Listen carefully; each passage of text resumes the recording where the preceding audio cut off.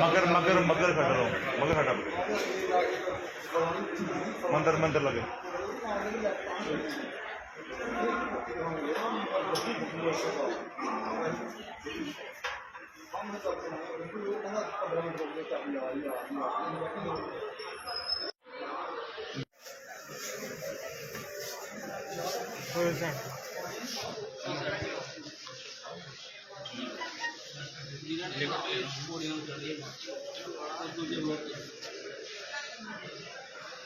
ये हादसा कहाँ पे हुआ?